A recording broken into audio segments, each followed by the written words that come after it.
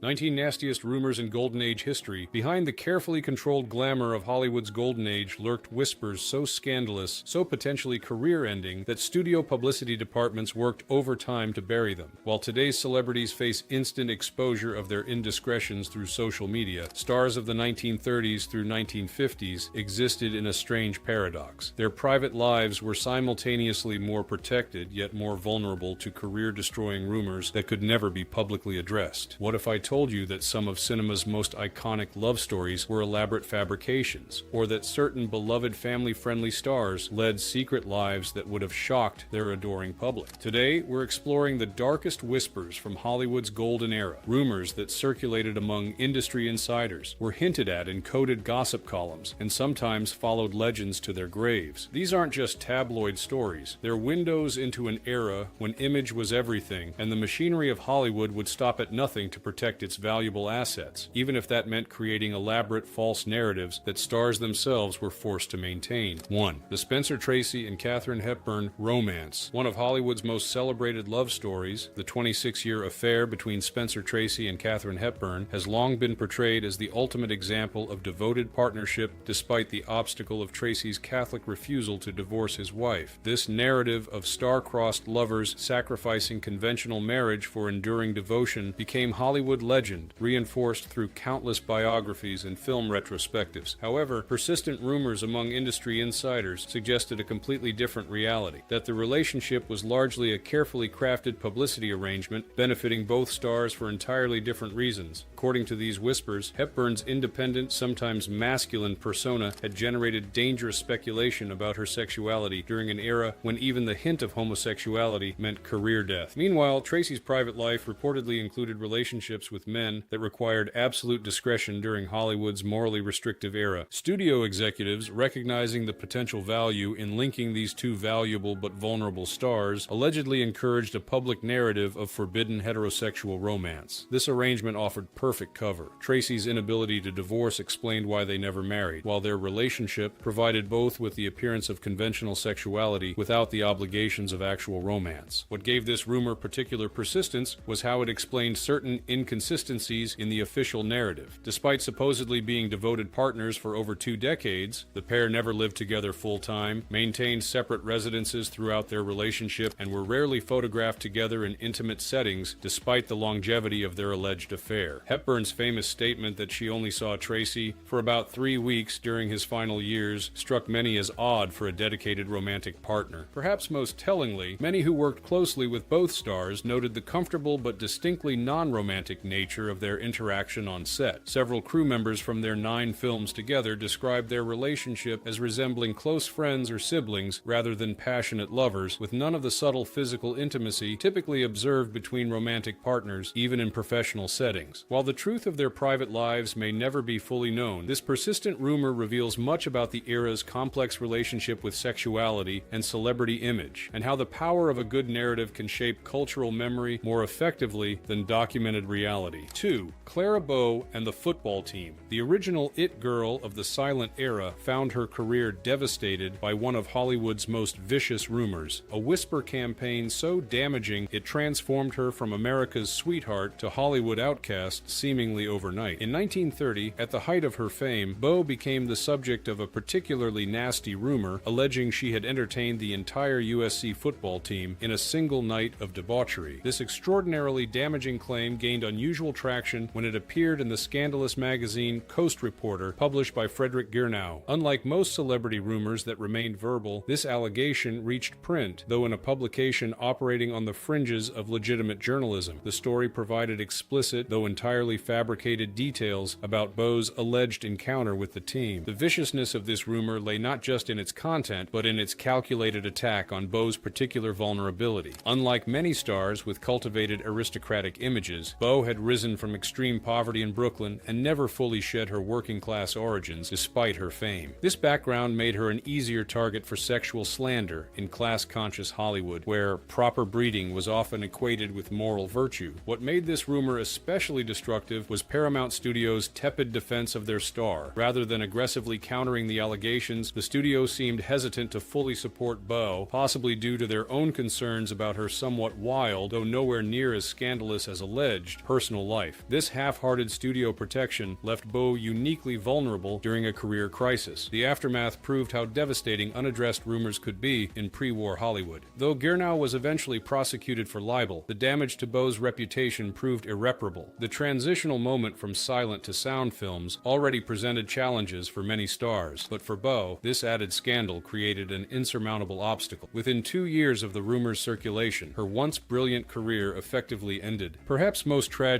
was Bowe's inability to publicly address the allegations directly. The studio system and social conventions of the era prevented stars, especially female ones, from directly refuting sexual rumors. Any acknowledgement, even in denial, was considered inappropriate. This enforced silence left damaging narratives unchallenged, allowing them to permanently alter public perception. This particularly nasty rumor demonstrates how vulnerable early Hollywood stars were to reputation damage without the ability to speak directly to their audience, a situation that would continue defining the studio era's approach to scandal management for decades. 3. The William Desmond Taylor murder and Mary Miles Minter. One of Hollywood's earliest and most disturbing scandals centered around the 1922 unsolved murder of director William Desmond Taylor and the career-destroying rumors that swirled around beloved teenage actress Mary Miles Minter. This case created whispers so damaging they helped precipitate the creation of Hollywood's moral censorship apparatus. Taylor, a respected Paramount director, was found shot to death in his bungalow on February 2, 1922. The subsequent investigation uncovered evidence suggesting a connection to Minter, an innocent image star positioned as the next Mary Pickford. Investigators discovered love letters from the then 19-year-old actress to the 49-year-old director in his home, along with a nightgown reportedly bearing her name. The particularly vicious rumors that emerged went far beyond suggesting a merely inappropriate relationship. Whispers circulated that Minter was not only sexually involved with Taylor, but was potentially involved in his murder, either directly or through her possessive mother, Charlotte Shelby, who allegedly disapproved of their relationship. These rumors gained traction when investigators discovered Shelby owned a rare caliber revolver matching the murder weapon, which she claimed to have lost. What made these rumors especially destructive was their timing, occurring during a series of Hollywood scandals that threatened the entire industry's standing with the American public. The Taylor murder, combined with Fatty Arbuckle's manslaughter trial and several drug-related star deaths, created a perfect storm that led to calls for film industry regulation. For Minter, the consequences proved devastating. Though never charged with any crime, the association with both a sex scandal and murder investigation destroyed her carefully constructed innocent image. Paramount failed to renew her contract in 1923, and despite being only 20 years old, her career effectively ended. She never worked in films again after 1923, becoming one of Hollywood's earliest cautionary tales about the power of rumor. Perhaps most disturbing was how the whisper campaign against Minter continued for decades, long after she had retreated to private life. Even into the 1970s, books about Hollywood scandals continued suggesting her potential involvement in Taylor's death, despite no formal charges ever being filed. Unable to clear her name through legal vindication, Minter remained haunted by these rumors until her death in 1984. This case demonstrates how unresolved scandals could permanently damage reputations in an era when stars had limited ability to directly address public perception, and how the Hollywood rumor mill could effectively end promising careers based on association rather than proven misconduct. 4. Errol Flynn and the Underage Girls. Hollywood's greatest swashbuckling hero faced rumors so potentially destructive they culminated in one of the industry's most high-profile criminal trials. Errol Flynn's reputation has remained permanently shadowed by allegations of sexual misconduct with minors, accusations that reached beyond mere rumor into the criminal justice system, but with outcomes that left permanent questions about the truth. In 1942, at the height of his fame, Flynn was charged with statutory assault involving two teenage girls, 17-year-old Betty Hansen and 16-year-old Peggy Satterley. The allegations claimed Flynn had used his celebrity status to lure the girls to his yacht and Hollywood home for sexual encounters. These charges weren't merely whispers. They became a highly publicized trial that threatened both Flynn's freedom and Warner Bros.' substantial investment in his career. What made the rumors surrounding Flynn particularly persistent was the disconnect between the trial's outcome and public perception. Despite being acquitted on all charges in February 1943, the phrase "in like Flynn" entered popular slang as a reference to sexual success, suggesting the public didn't entirely accept his legal vindication. The studio's aggressive defense strategy, which included investigating and attacking the character of the teenage accusers, struck many observers as more about protecting a valuable asset than discovering truth. The nasty nature of these rumors intensified due to their timing during World War II, when Flynn faced additional criticism for not serving in the military, though he had legitimate medical reasons for exemption. The combination of suspected draft dodging and alleged sexual misconduct created a perfect storm of reputation damage that the studio publicity department struggled to counter.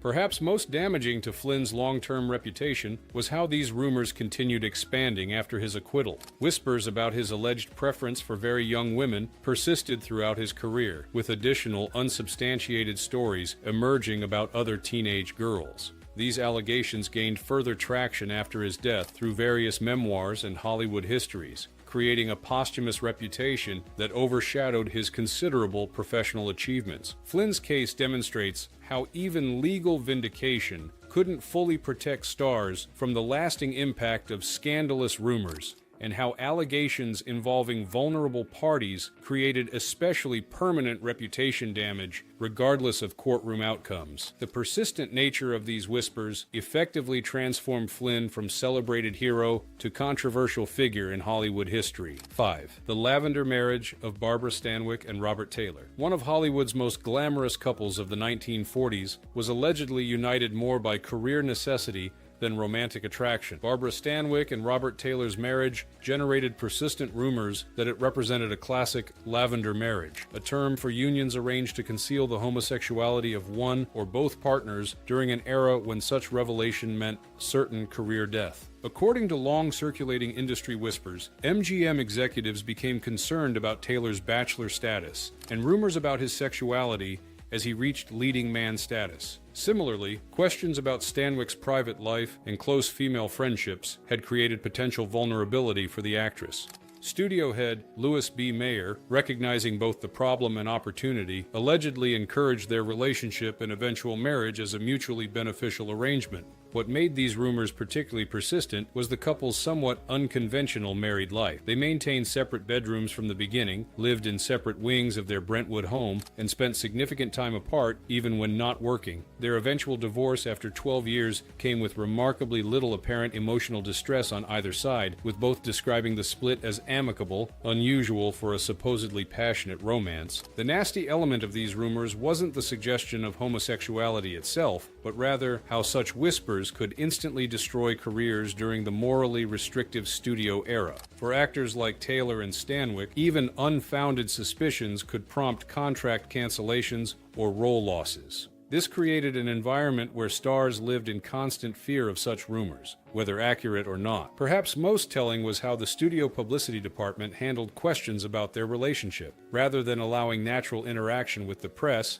their public appearances were carefully choreographed with prepared statements about their domestic bliss that struck some observers as scripted rather than sincere. These overly perfect presentations actually fueled rather than diminished rumors about the marriage's authenticity. While the truth of Taylor and Stanwyck's private lives remains their own, the persistent rumors about their arrangement demonstrate how the studio system often prioritized marketable narratives over personal authenticity, and how vulnerable even the biggest stars were to whispers about their sexuality during Hollywood's golden age. The lavender marriage rumors reflect an era when career preservation often required elaborate personal facades. 6. Judy Garland and the MGM diet pills. One of Hollywood's most beloved stars became the center of disturbing rumors about studio-mandated drug use that began during her teenage years. While Judy Garland's later substance struggles were eventually acknowledged publicly, the whispers about how those issues originated painted a particularly disturbing picture of studio control over young performers. According to persistent rumors that eventually gained credibility through multiple sources, MGM executives began controlling Garland's weight through prescription amphetamines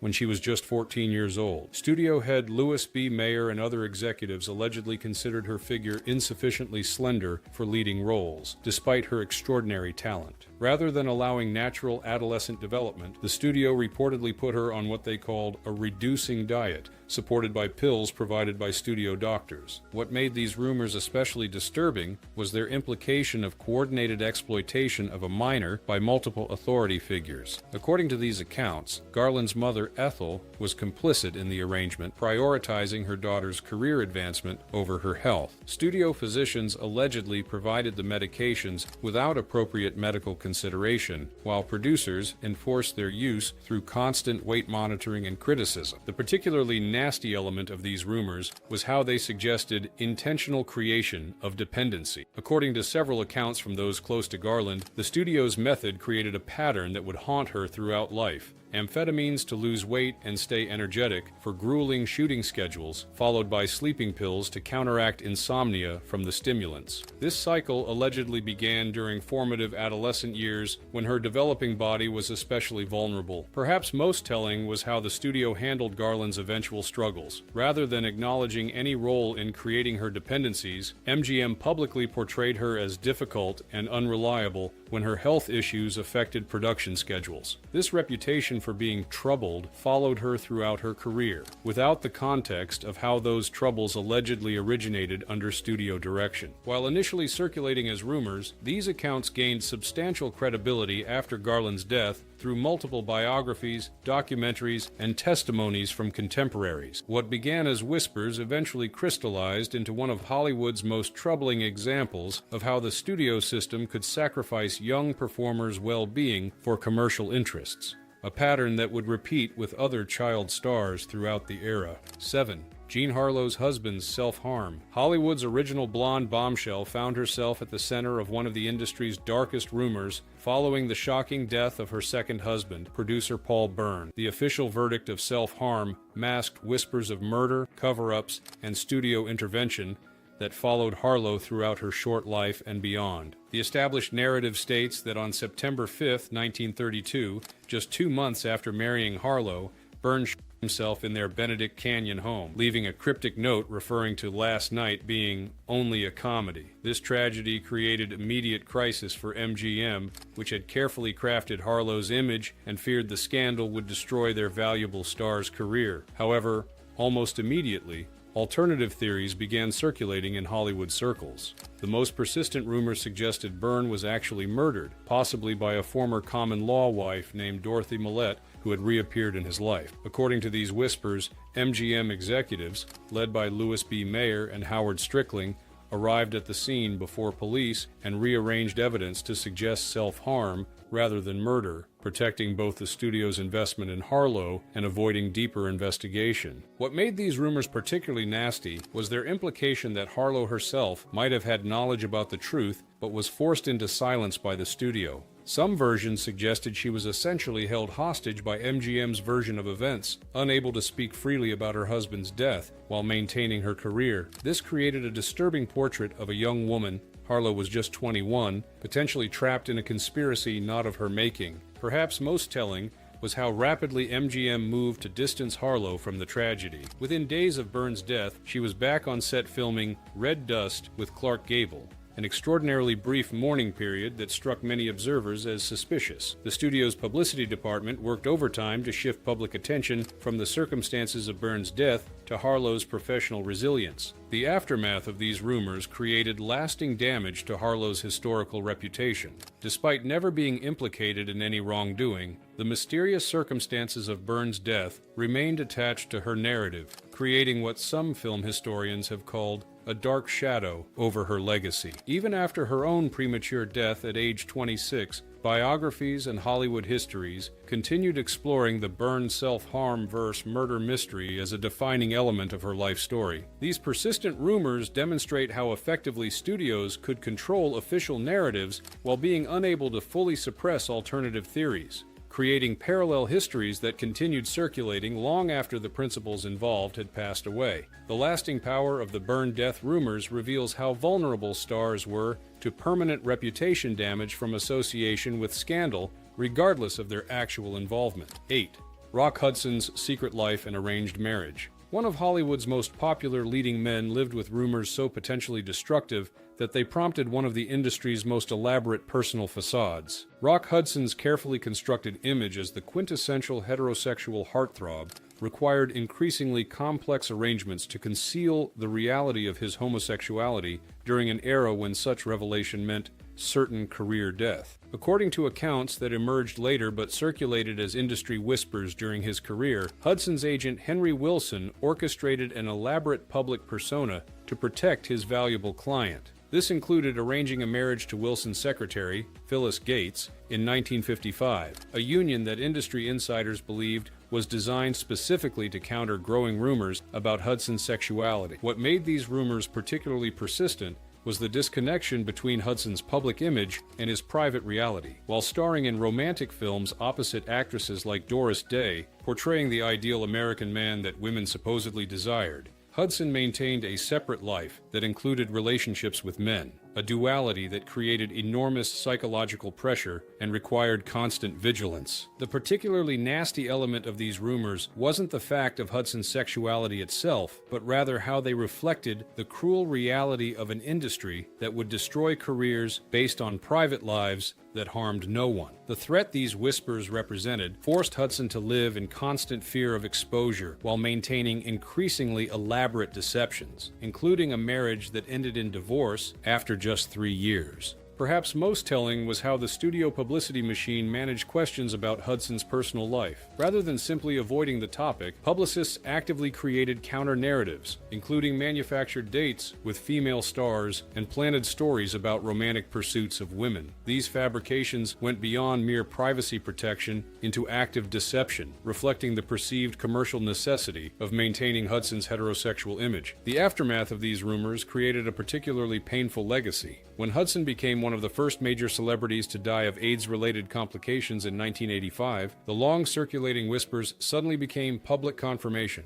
This created a complex situation where his privacy was posthumously violated while simultaneously making him an unwitting but important figure in AIDS awareness. Hudson's case demonstrates perhaps the most extreme example of how the studio system forced stars to maintain false public personas to protect their commercial viability, creating situations where an actor's greatest performance often occurred off-screen rather than on it. The persistence of these rumors throughout his career reflects both the industry's intolerance and the public's investment in believing manufactured narratives about their screen idols. 9. Lupe Velez and the toilet death legend. The Mexican Spitfire actress became the subject of perhaps Hollywood's most grotesque posthumous rumor, a fabricated account of her self-harm so vividly disturbing it completely overshadowed both her career achievements and the actual circumstances of her tragic death. The established facts state that Velez, pregnant and distraught over her relationship with actor Harold Maresh, took an abundance of sleeping pills in December 1944 and was found peacefully in her bed. However, what emerged years later was a completely fictional narrative about her final moments that would permanently alter her place in Hollywood history. According to the fabricated version, first widely popularized in Kenneth Anger's notorious book Hollywood Babylon, Velez had planned a romantically staged self-harm, dressing in her finest silk pajamas and arranging herself on a bed of flowers. However, the story claimed the pills caused unexpected nausea, sending her rushing to the bathroom where she allegedly slipped, fell headfirst into the toilet, and drowned. This grotesque fictional account created an undignified final image that has proven nearly impossible to correct in popular culture. What made this rumor particularly vicious was its complete fabrication, despite directly contradicting the official coroner's report and police documentation. No evidence supported this toilet scenario. Velez was indisputably found in her bed, yet the story's lurid details made it irresistible to repeat, demonstrating how easily fiction could override documented fact when the narrative offered sufficiently shocking imagery. The particularly nasty element of this rumor was how it transformed a genuinely tragic death into a form of dark comedy, stripping Velez of dignity even in death. The toilet drowning story reduced a talented performer's legitimate personal struggles to a punchline, with the grotesque details overshadowing any serious consideration of the depression and societal pressures that actually contributed to her decision to end her life. Perhaps most telling was how eagerly the entertainment industry embraced this fictional narrative despite its easily verifiable falsehood. The story appeared in numerous books, articles, and eventually even television programs like Frasier, which referenced the toilet drowning in an episode. This demonstrated how willingly Hollywood participated in degrading one of its own former stars when the story proved sufficiently entertaining, regardless of truth. The aftermath of this rumor created a particularly sad legacy, as Velez's actual career achievements, including including being one of the first successful Latin American actresses in Hollywood and pioneering the female comedy firebrand archetype, became secondary to the fictional circumstances of her death. Even biographical treatments often focus disproportionately on debunking the toilet story rather than properly exploring her significant contributions to film history.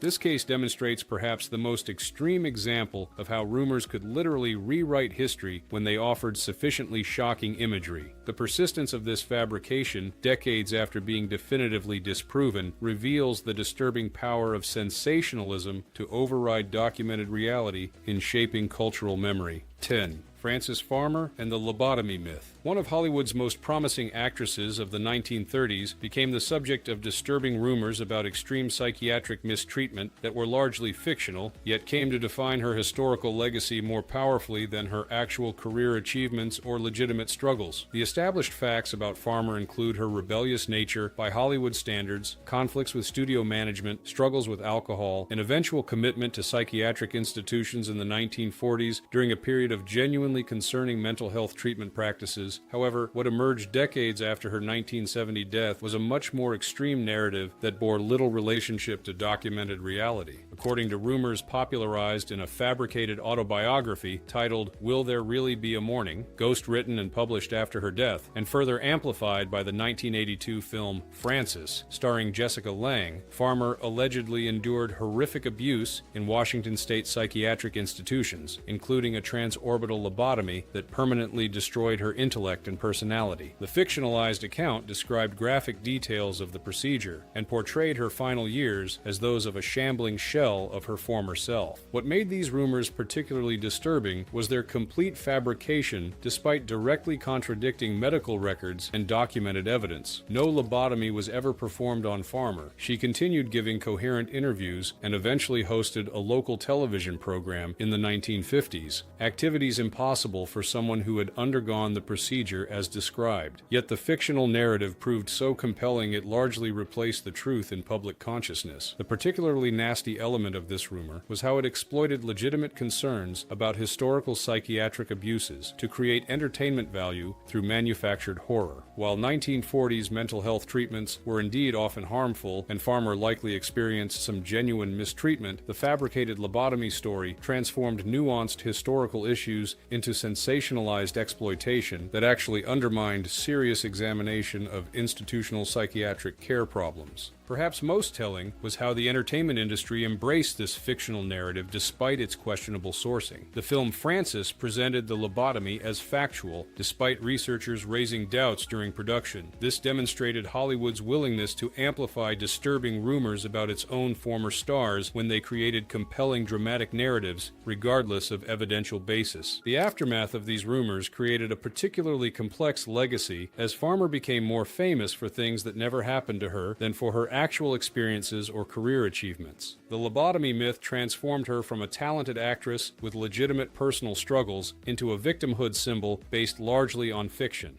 This case demonstrates how powerfully fictional narratives could override documented reality when they aligned with cultural anxieties about institutional power, and how vulnerable deceased stars were to having their life stories appropriated and distorted when the fabrication served larger cultural narratives. 11. Charlie Chaplin and the Paternity Suits. Comedy's greatest pioneer faced rumors so potentially destructive they eventually contributed to his exile from America. Charlie Chaplin's complicated personal life, particularly regarding young women, generated whispers that evolved from industry gossip to legal proceedings with lasting reputation damage. The most persistent rumors surrounding Chaplin concerned his relationships with significantly younger women, culminating in multiple paternity suits that created major scandals. The most notorious case involved actress Joan Barry, who claimed Chaplin had fathered her child in 1943. Despite blood tests proving biological impossibility conducted before DNA testing existed, a jury still found Chaplin responsible for child support, a verdict widely interpreted as moral judgment against his personal conduct rather than scientific determination. What made these rumors particularly nasty was how they extended beyond factual allegations into character assassination. Chaplin's preference for younger women, including his marriages to 16-year-old Mildred Harris and 16-year-old Lita Gray when he was in his 30s, created a narrative of predatory behavior that expanded to include unsubstantiated claims about numerous other young actresses. These whispers suggested Chaplin used his power to take advantage of vulnerable young women seeking film careers, allegations that gained traction due to his documented relationships, despite lacking specific evidence. The particularly vicious element of these rumors was how they eventually intersected with political attacks during the Red Scare. Chaplin's left-leaning politics made him vulnerable during the McCarthy era, and his personal reputation provided additional ammunition for those seeking to discredit him. Whispers about his moral character, combined with accusations of communist sympathies, created a perfect storm that eventually led to his effective banishment from the United States in 1952, when the Attorney General revoked his re-entry permit while he was traveling abroad. Perhaps most telling was how these rumors permanently altered Chaplin's artistic legacy in America. Despite being arguably the most important figure in early cinema history, his personal reputation overshadowed his creative contributions for decades. While European audiences continued celebrating his artistic genius, American reception remained complicated by the persistent rumors about his personal conduct well into the 21st century. Chaplin's case demonstrates how rumors could transcend mere gossip to affect legal outcomes, immigration status, and even long-term artistic assessment, particularly when they aligned with existing social prejudices or political agendas. The lasting power of these whispers reveals how vulnerable even the most successful stars were to reputation damage that could outlive them by generations.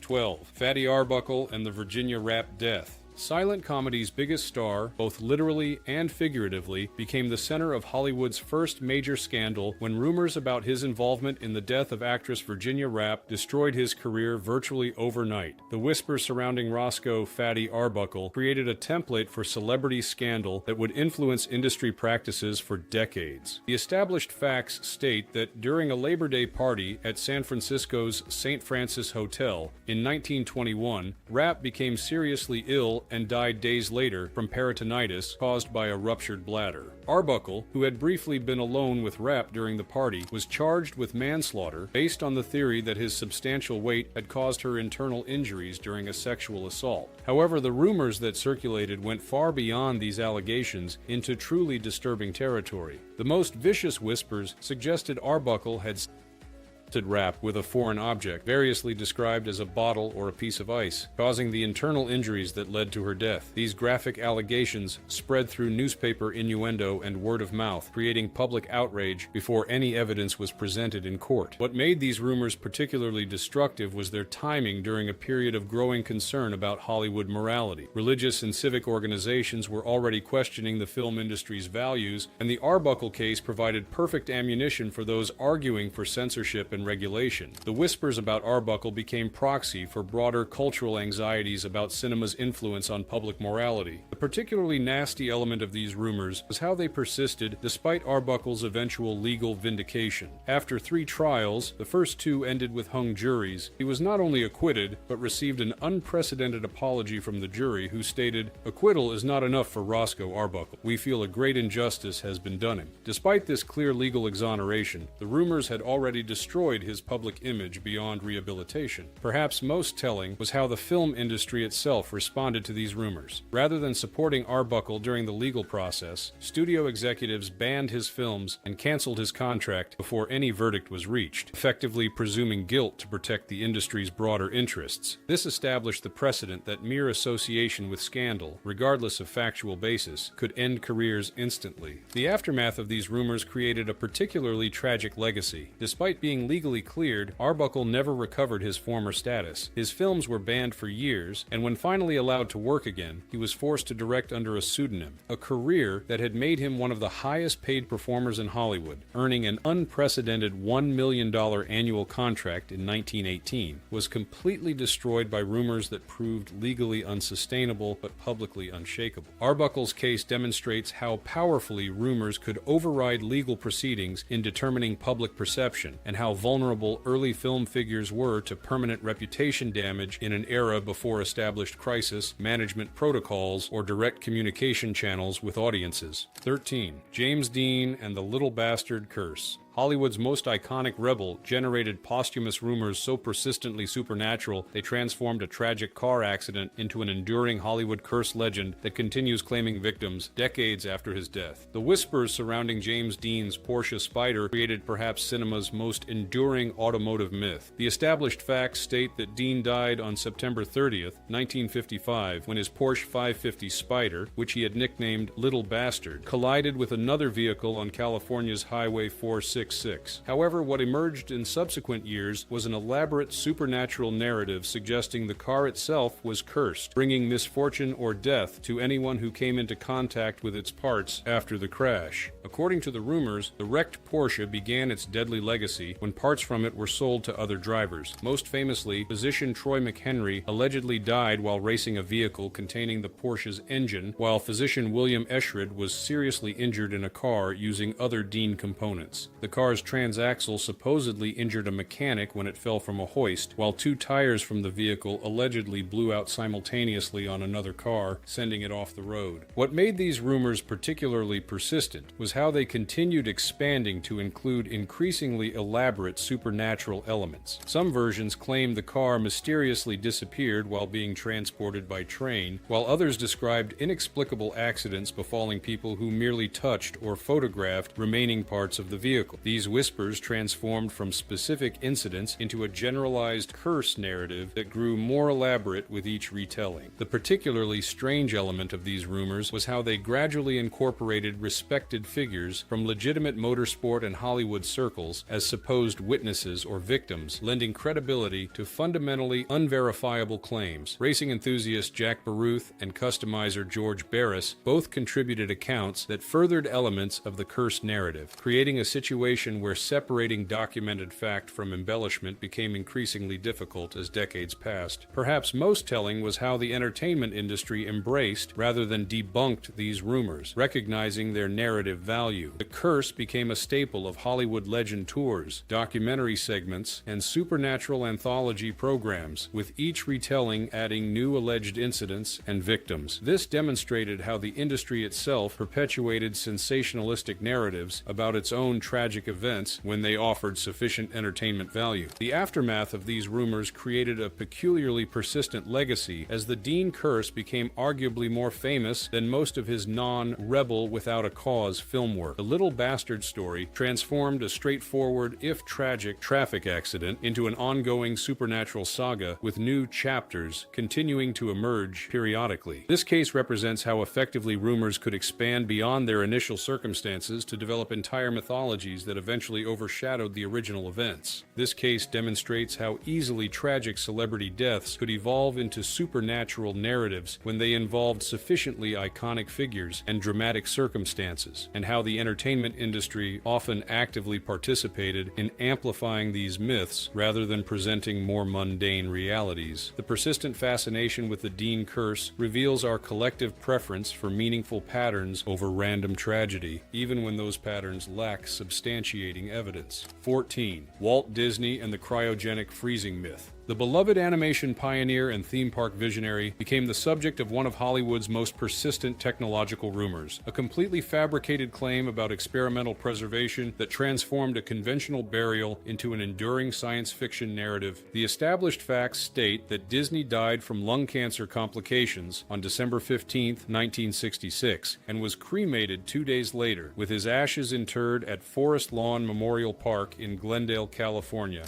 However, what emerged almost immediately was an entirely fictional narrative claiming Disney's body had been cryogenically frozen until future medical advances could revive him and cure his cancer. According to these rumors, which first appeared in widely circulated French publications and quickly spread internationally, Disney had arranged for his body to be frozen immediately after death and stored in a facility beneath the Pirates of the Caribbean attraction at Disneyland. Some versions claimed only his head was preserved, while others suggested his entire body was suspended in a special chamber he had secretly funded through research investments. What made these rumors particularly persistent was how they seemed plausible, given Disney's known fascination with futuristic technology, showcased throughout his theme parks. His development of audio-animatronic figures and forward-looking Tomorrowland attractions created a persona associated with technological innovation, making the cryonics scenario seem oddly consistent with his public image, despite lacking any factual basis. The particularly strange element of these rumors was how they persisted despite being easily disprovable. Disney's death certificate, cremation records, and burial location were all matters of public record, accessible to any researcher. Yet the cryonics story continued spreading through popular culture, eventually appearing in mainstream publications, comedy routines, and even serious discussions about technological ethics. Perhaps most telling was how the Disney Corporation initially responded to these rumors with dignified silence rather than aggressive refutation. This corporate reluctance to engage with the fabrication, likely stemming from a desire to avoid associating Disney's name with discussions of death, inadvertently allowed the narrative to flourish unchallenged. The absence of immediate, forceful denial created space for the rumor to establish itself in popular consciousness. The aftermath of these rumors created a uniquely persistent legacy, as the cryonics story became so deeply embedded in popular culture that many Americans still believe it decades later, despite definitive debunking. The narrative appears in everything from children's playground conversations to adult comedy programs, demonstrating how thoroughly a completely fictional claim can permeate cultural awareness when it offers a sufficiently compelling narrative. This case demonstrates how easily verifiable facts could be overwhelmed by more interesting fictions in shaping public perceptions, and how vulnerable public figures were to having fictional narratives attached to their deaths when those narratives aligned with pre-existing public perceptions of their personality or interests. The persistent fascination with the Disney freezing myth reveals our collective willingness to embrace technological fantasy over mundane reality, especially regarding beloved cultural figures. 15. Howard Hughes and the RKO dressing room bugs. One of Hollywood's most eccentric figures became the subject of disturbing rumors about systematic privacy violations that allegedly turned a major studio into his personal surveillance network. Howard Hughes' ownership of RKO Pictures reportedly provided the aviation magnate and film producer with unprecedented opportunities for voyeuristic observation of Hollywood's most desirable actresses. According to persistent rumors that circulated among industry insiders, Hughes allegedly installed elaborate microphone systems in the dressing rooms, bathrooms, and private areas used by RKO's female stars after acquiring the studio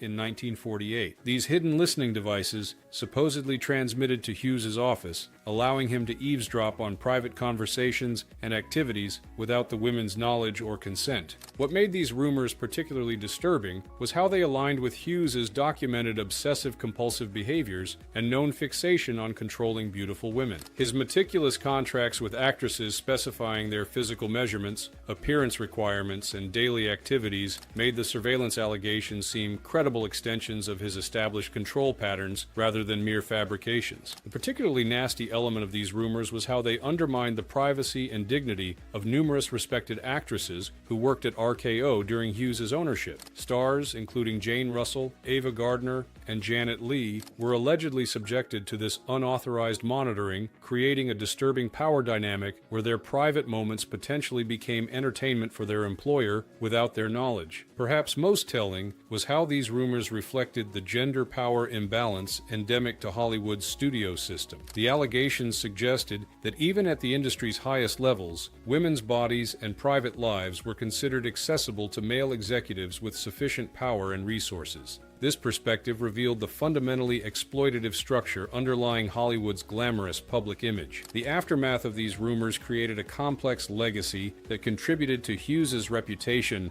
as both technological innovator and disturbing voyeur. While the full extent of his surveillance activities remains unconfirmed due to the secretive nature of his operations and the dismantling of RKO after his ownership, enough supporting evidence emerged through employee testimonies to lend credibility to at least some some monitoring activities. This case demonstrates how power, technology, and voyeurism could intersect in Hollywood's hierarchical structure, and how vulnerable even established stars were to privacy violations when dealing with executives who controlled their career opportunities. The persistent fascination with Hughes's alleged surveillance reveals both our collective discomfort with and fascination by the potential for observation in spaces presumed private. 16. Greta Garbo and the Swedish Sphinx mystery. One of Hollywood's most enigmatic stars generated rumors so persistent they followed her through 5 decades of retirement and beyond. Greta Garbo's famously reclusive nature created a vacuum of information that gossip rushed to fill, with whispers about her sexuality, gender identity, and psychological state, creating a parallel narrative to her official biography. Among the most persistent rumors surrounding Garbo were suggestions that her intense privacy concealed homosexuality or bisexuality.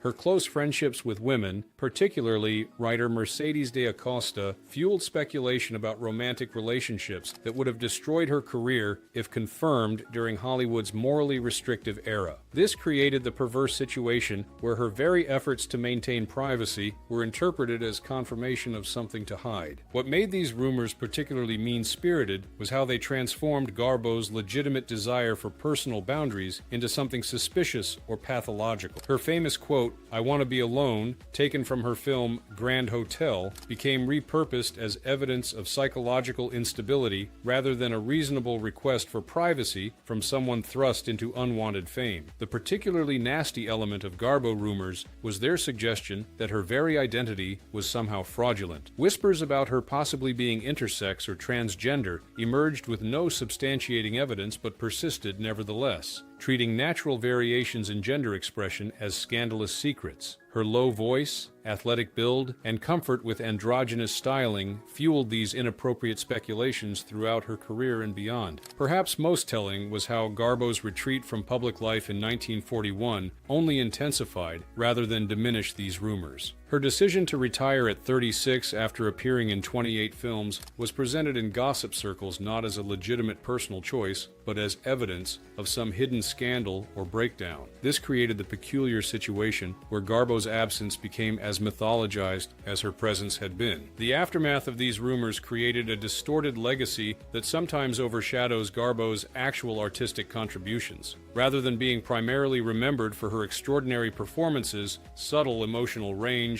or technical innovations in screen acting, discussions of Garbo often center on the mysteries and rumors surrounding her personal life, reducing a pioneering artist to the subject of gossip. Garbo's case demonstrates how female stars faced particular vulnerability to rumors that transformed their legitimate boundaries into supposed evidence of scandal, and how the absence of information created spaces for speculation that could permanently alter public perception, regardless of factual basis. 17. Lana Turner and the Johnny Stompanato killing. One of Hollywood's most glamorous stars became entangled in rumors so dark they involved organized crime, domestic violence, and potential cover-ups following a fatal stabbing in her Beverly Hills home. Lana Turner's involvement in the 1958 death of her boyfriend Johnny Stompanato created whispers that permanently altered her public image and raised questions that remain unresolved decades later. The official narrative states that on April 4, 1958, Turner's 14-year-old daughter, Cheryl Crane, stabbed Stompanato, a known associate of mobster Mickey Cohen, after witnessing him physically threatening her mother during an argument. A coroner's inquest ruled the death justifiable homicide, accepting the explanation that Cheryl was protecting her mother from imminent harm. However, almost immediately, alternative theories began circulating in Hollywood and organized crime circles. The most persistent rumors suggested that Turner herself had actually stabbed Stompanato during their argument, with Cheryl taking responsibility to protect her mother. This version gained traction due to Turner's supposed concern that her career couldn't survive the scandal of killing her lover, while her daughter would face more lenient treatment as a minor. What made these rumors particularly vicious was how they expanded to include suggestions of a broader conspiracy. Some versions claimed studio executives helped orchestrate the cover-up, arranging for evidence manipulation and coaching witnesses to protect their valuable star. Others suggested Mickey Cohen's organization allowed the narrative to stand despite knowing the truth, planning longer-term consequences outside the legal system. The particularly nasty element of these rumors was how they placed a 14-year-old girl at the the center of adult speculation. Regardless of what actually happened that night, Cheryl Crane was a minor suddenly thrust into extraordinary circumstances involving violence, celebrities, and organized crime figures. The Whisper campaign effectively placed her character and truthfulness on trial in public opinion, creating psychological burden beyond the trauma of the incident itself. Perhaps most telling was how the incident transformed Turner's public image, regardless of the actual truth. Before the stabbing, she had been primarily known as a glamorous sex symbol. Afterward, she became permanently associated with scandal, danger, and poor choices in men. Her career never fully recovered from the shadow these rumors cast, despite her continuing to work for many years afterward. The aftermath of these rumors created a particularly complex legacy. Turner's autobiography presented the official version of events, while Cheryl's later memoir maintained the same account. However, books about Hollywood scandals and organized crime in Los Angeles continue presenting alternative theories, ensuring these rumors remain attached to Turner's historical reputation decades after her death. This case demonstrates how effectively rumors could permanently alter public perception even when legal proceedings reached definitive conclusions, and how vulnerable stars were to reputation damage by association, regardless of their actual culpability in disturbing events. 18. The mysterious death of George Reeves. The original Superman actor's apparent self-harm death in 1959 generated some of Hollywood's most persistent and disturbing rumors. George Reeves's death from a gunshot wound became the center of whisper campaigns suggesting murder disguised as self-harm, with theories involving jealous lovers, organized crime, and studio executives who supposedly viewed him as a liability. According to the official investigation, Reeves died from a self-inflicted gunshot wound to the head in the early morning hours of June 16, 1959, while friends were visiting his Benedict Canyon home. Depression over his stalled career, particularly his inability to escape typecasting after playing Superman on television, was cited as the likely motivation for However, almost immediately, alternative theories began circulating in Hollywood circles. The most persistent rumor suggested Reeves had been murdered by hitmen connected to MGM Vice President Eddie Mannix, whose wife Toni had allegedly been involved in a long-term relationship with Reeves. According to these whispers, Mannix had ordered the killing after Reeves ended the relationship with Toni and became engaged to socialite Leonore Lemon. What made these rumors particularly compelling was a collection of inconsistencies in the official account. Witnesses reported Reeves had been in good spirits that evening, his fingerprints weren't found on the gun, and bullet holes allegedly found in the floor suggested possible struggle or earlier shots. Perhaps most suspiciously, police weren't called until approximately 45 minutes after the gunshot, creating questions about what might have occurred during that gap. The particularly nasty element of these rumors was how they expanded beyond Mannix to suggest broader Hollywood conspiracy. Some versions implicated Reeves's talent agency or studio executives who supposedly viewed him as problematic due to his frustration with the Superman role and demands for better compensation. These whispers painted a disturbing picture of an industry willing to eliminate troublesome talent rather than address legitimate professional concerns. Perhaps most telling was how differently various witnesses behaved after Reeves's death. While his fiancée Lemon quickly left California and rarely spoke about the incident afterward, Toni Mannix allegedly suffered a complete mental breakdown, repeatedly calling Reeves's phone number for years afterward, and reportedly confessing involvement to various associates, behavior that fueled continuing speculation about what she might have known about the circumstances. The aftermath of these rumors created a particularly complex legacy that remains unresolved. The case was briefly reopened in the 1980s, but without conclusive findings. The 2006 film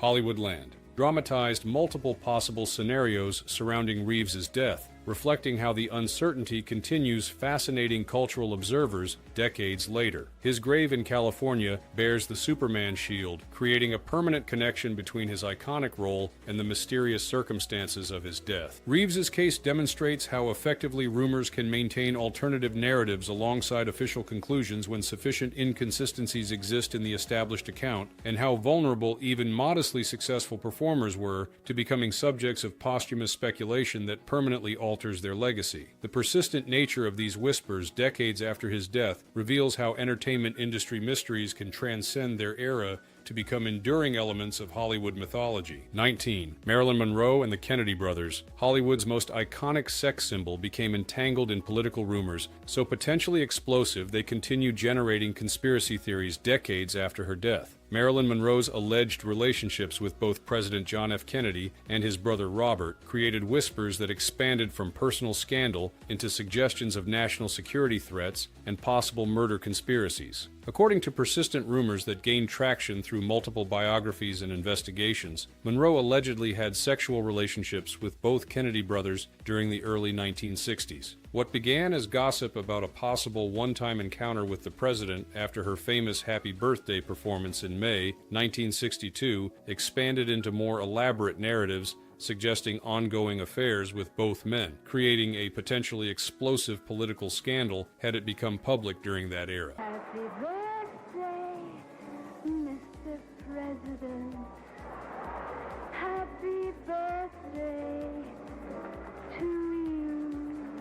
What made these rumors particularly dangerous was how they expanded beyond mere sexual indiscretion into national security concerns. Some versions suggested Monroe had been given access to classified information during these relationships, maintained a diary documenting political secrets, or threatened to hold press conferences revealing her connections to the Kennedy family. These elements transformed personal gossip into matters potentially affecting governance and international relations. The particularly nasty element of these rumors was how they evolved after Monroe's death in August 1962 from probable self-death. Whispers emerged suggesting her death might have been orchestrated by Kennedy associates or government agencies to prevent revelations about the alleged affairs. These conspiracy theories suggested powerful figures had prioritized political protection over human life, allegations that attached dark shadows to both Monroe's legacy and the Kennedy administration. Perhaps most telling was how these rumors reflected the intersection of entertainment and political power in American culture. The suggestion that the country's most famous sex symbol and most powerful political family might have connected created a narrative that perfectly embodied concerns about both Hollywood moral influence and political corruption, touching cultural anxiety points that ensured the whispers would persist regardless of evidential basis. The aftermath of these rumors created a particularly complex legacy that remains unresolved. Decades of investigations, books, and documentaries have examined the alleged connections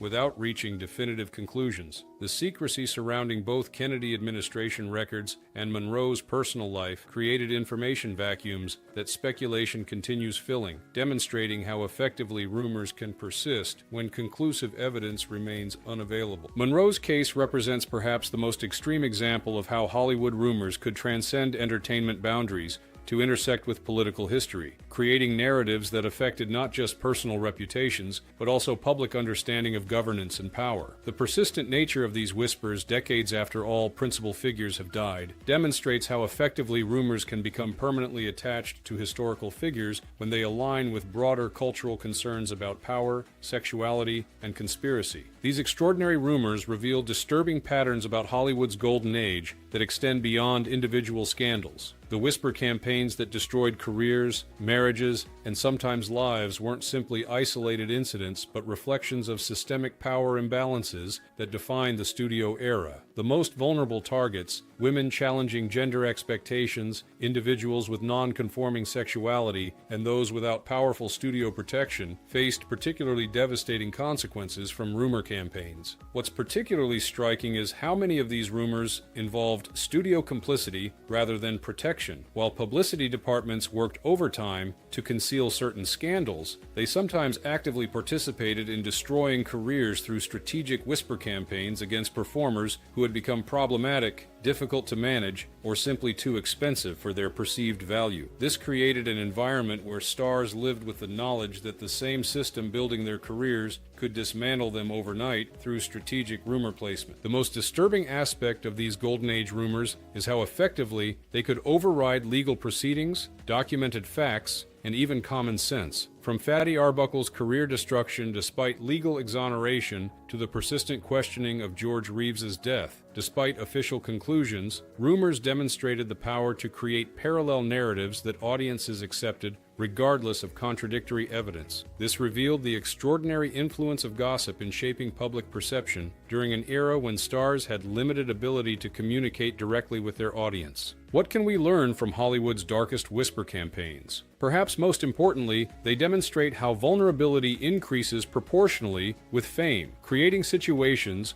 where the industry's biggest stars often lived with the greatest fear of reputation damage. The more valuable a performer was to studio profits, the more elaborate their public image management became, often requiring increasingly complex personal facades that created psychological burdens alongside professional success. These historical rumors also provide context for understanding how the studio system functioned beyond its public presentation. While officially described as a collaborative creative industry, these whispers reveal a business that sometimes operated more like organized crime in its approach to problem solving, using intimidation, character assassination, and occasionally alleged violence to maintain control over valuable human assets and protect institutional interests above individual well-being. For modern audiences, perhaps the most valuable insight from these rumors is recognizing how they reflected broader social prejudices rather than merely individual scandals. The whispers that could instantly destroy careers, particularly those involving sexuality, gender nonconformity, or challenges to racial hierarchies, reveal which boundaries could not be crossed in American culture during this period. The rumors that generated the most severe consequences weren't random, but directly targeted behaviors and identities that threatened established social order. And that concludes our exploration of Hollywood's nastiest Golden Age rumors, whispers that damaged reputations,